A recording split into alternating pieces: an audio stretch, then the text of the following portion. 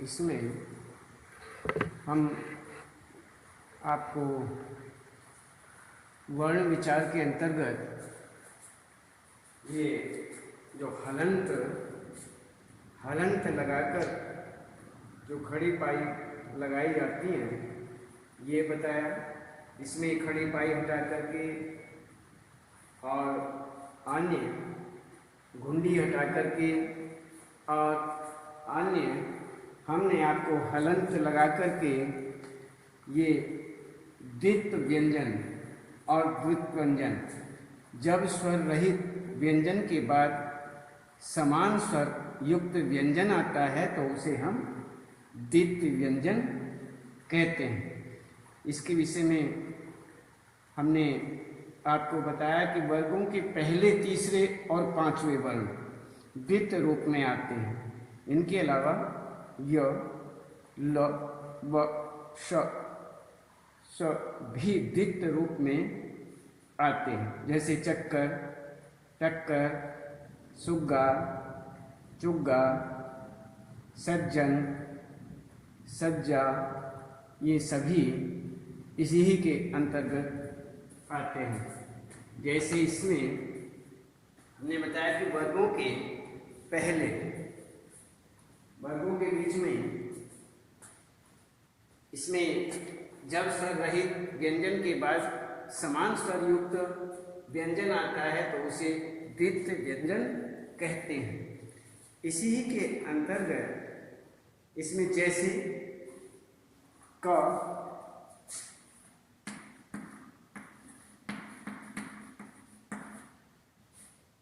जैसे के,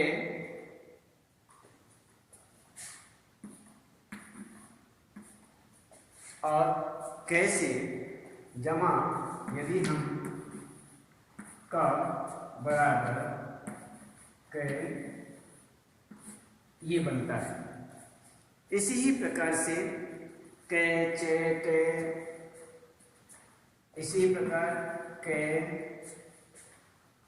चे, टे, ये देखिए जैसे चक्कर,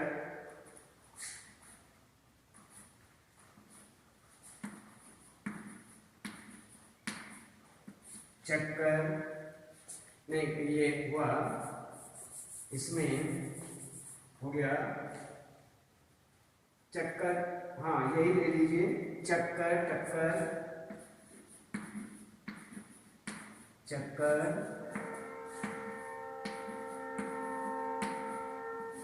टक्कर, ये हुआ। और इसी ही बीच हमारा इसमें चे का ले लीजिए, बच्चा, सच्चा, बच्चा, सच्चा। ऐसे ही टे का ले लीजिए, लट्टू, पट्टी,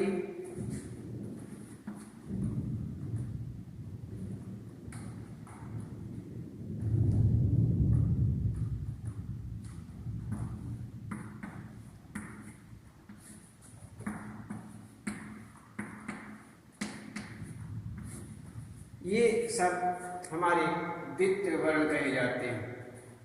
जैसे ग, ढ, ये दोनों वर्ण संस्कृत वर्णमाला में नहीं थे, ये हिंदी के अपने व्यंजन हैं। इनका उच्चारण डैड है से भिन्न है। जिह्वा को तालू की ओर मोड़कर इनका उच्चारण किया जाता है। ड, ढ, ग, ढ व्यंजन शब्द के आरंभ में नहीं लगते, शब्द के मध्य या अंत में इनका प्रयोग होता है। जबकि डेड है शब्द के आरंभ में भी डेड है शब्द जो हैं वह शब्द के आरंभ में भी आते हैं। पेड़, जड़, चढ़ना, पड़ाव, कीड़ा, पढ़ना, लड़का, सड़क, बाढ़ आदि। इस प्रकार से यहाँ पर ये हुआ। अब आगे देखते हैं।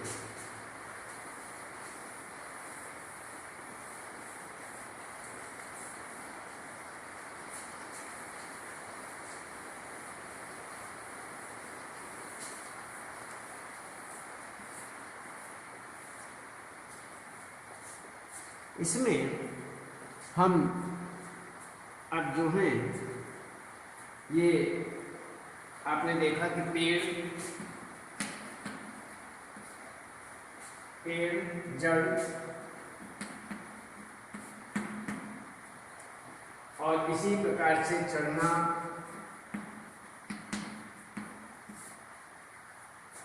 और पड़ाव,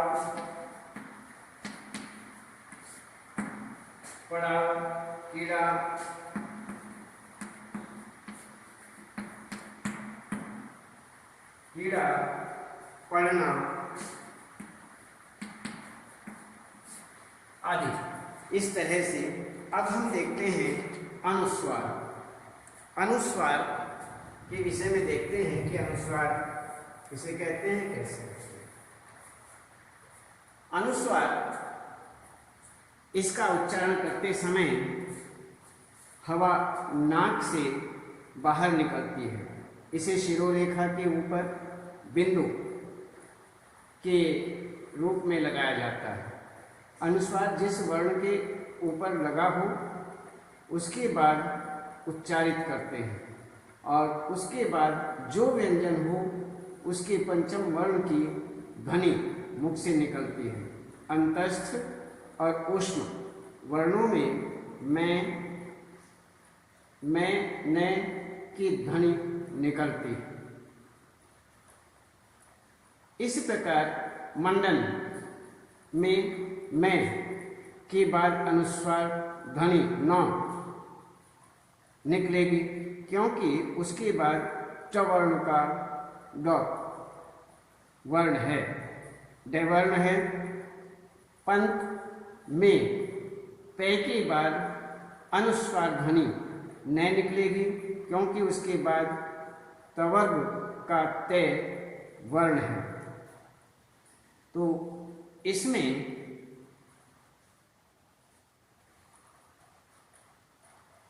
इस प्रकार से यहाँ पर आप इस विषय में ध्यान रखें कि इन शब्दों का उच्चारण कौन से पंचम वर्ण की ध्वनि होगी। जब इनका उच्चारण करते हैं तो वह कौन से पांचवें वर्ण की ध्वनि है। रेखांकित, संख्या,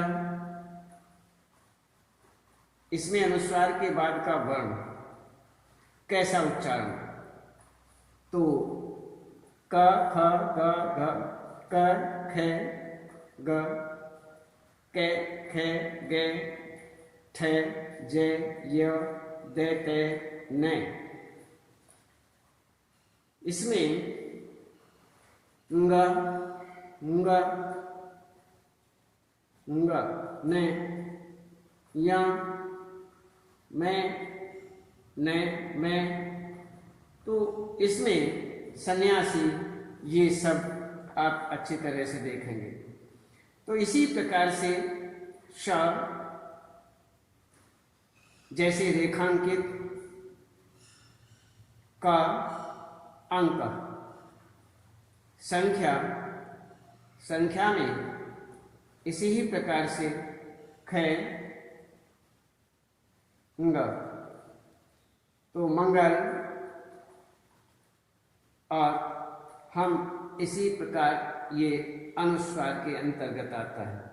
श से पूर्व अनुस्वार का प्रयोग होता है, जैसे अंश, संसार, कंस। य व ह से पूर्व पंचम अक्षर ही लिखते हैं, जैसे पुण्य, अरण्य, अन्वय, इन्हें कहना आदि। अपवाद, सम, उपसर्ग से बने शब्दों में मैं के स्थान पर अनुस्वार ही लिखा जाता है, जैसे संहार, संवाद। जब एक साथ दो पंचम अक्षर आते हैं तो अनुस्वार का प्रयोग नहीं होता, जैसे सम्मान, अन्न, वांग्मय आदि। जब एक साथ दो पंचम अक्षर आते हैं तो अनुस्वार का प्रयोग नहीं होता। ये जैसे मैं, सम्मान, नैने, अन्न और या, म और वांग्मय आदि अनुनासिक। अब ये हुआ हमारा अनुस्वार।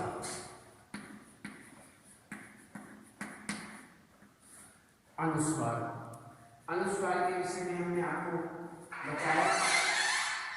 इसमें अब अनुस्वार अनुनासिक, ये अनुनासिक अब हम देखते हैं।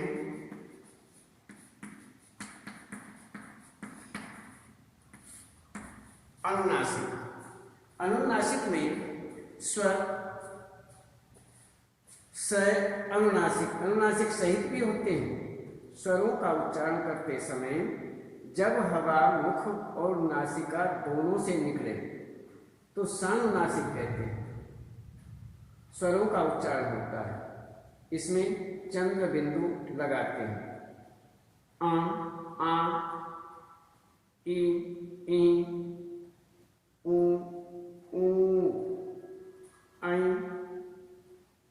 ऐ, ए, आ,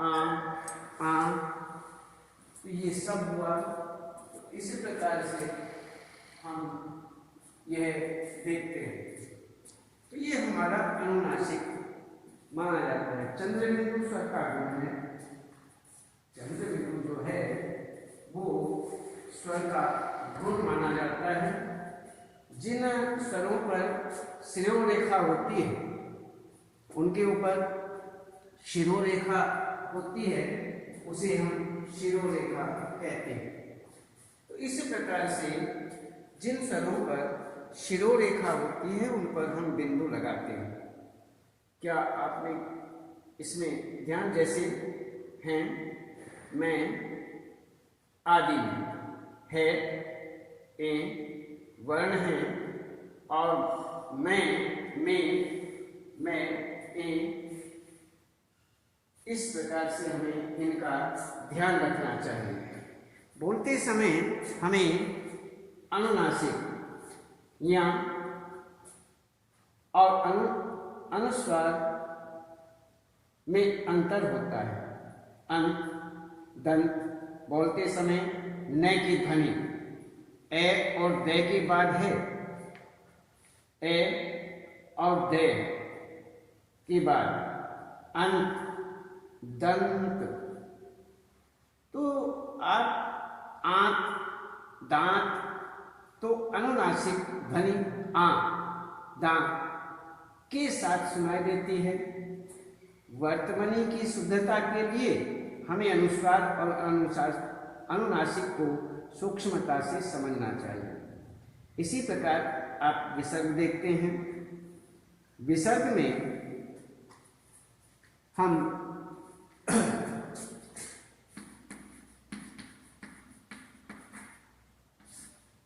विसर्ग को यदि देखें तो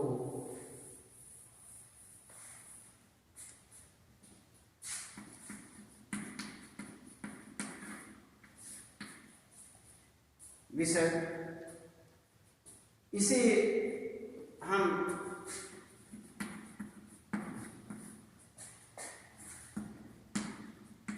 इसे चिन्ह के रूप में दिखाया जाता है।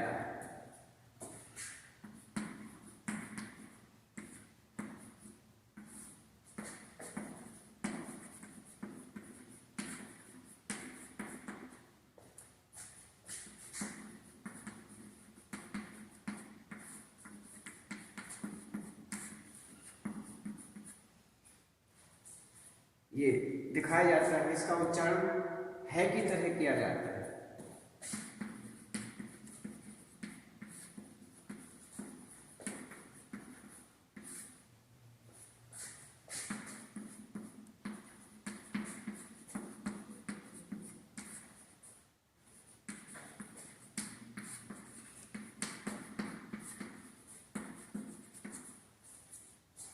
है की तरह किया जाता है। इसका प्रयोग तत्सम शब्दों में किया जाता है।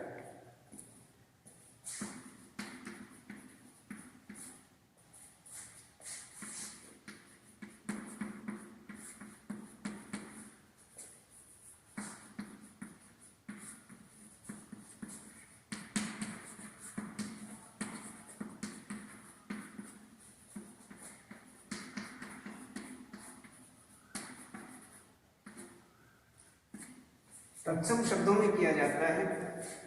जैसे यदि हम देखें कि जैसे,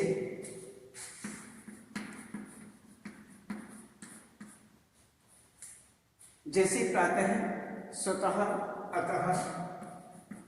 जैसे प्रातः,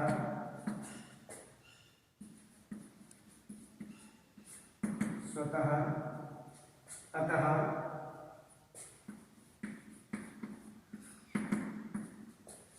अंततः आदि। तो इस प्रकार से ये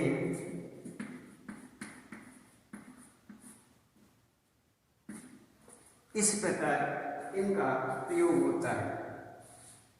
तो इसमें हम इनको बहुत अच्छी तरह से ध्यान से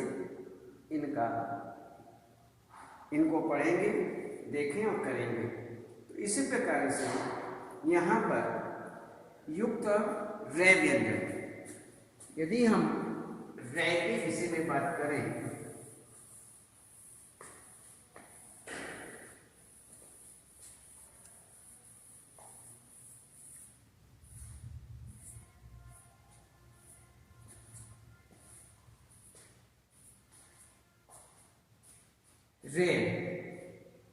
रे वर्ण, रे व्यंजन में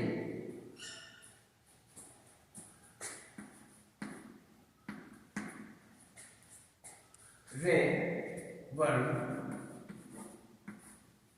र वर्ण के विषय में देखें तो र व्यंजन में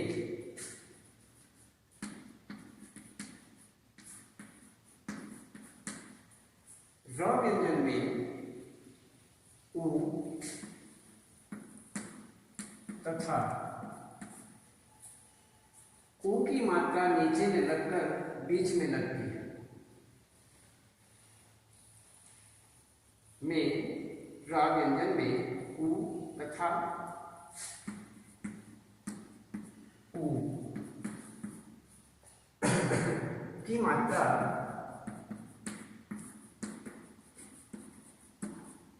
नीचे ने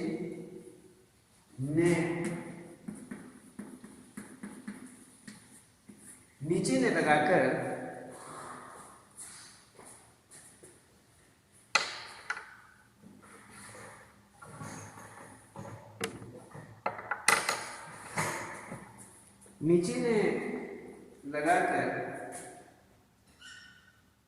बीच में लगाते हैं, बीच में लगती है।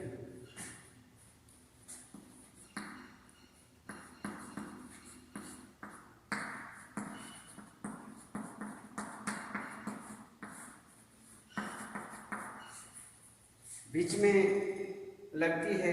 जैसे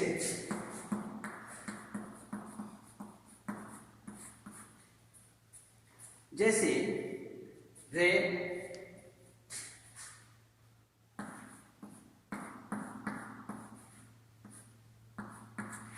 इसमें आता है रू।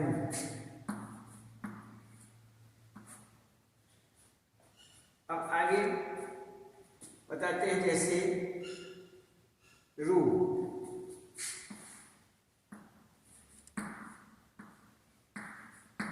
रुपया,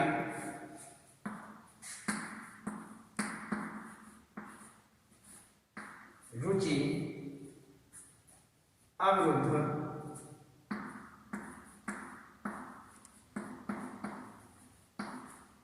रुद्राक्ष। इसी ही प्रकार से र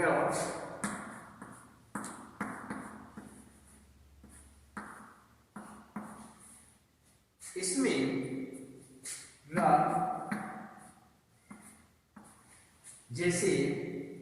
रू,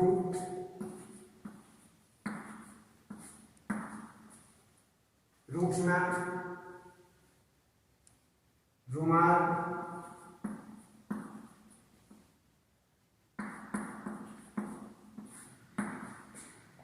रुमाल, रूल,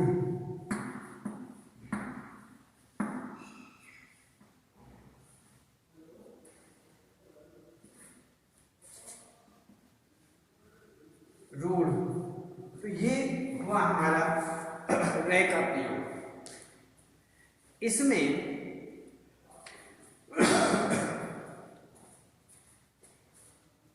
हम इसे आज केवल इतना ही और हम आपको कल बताएंगे।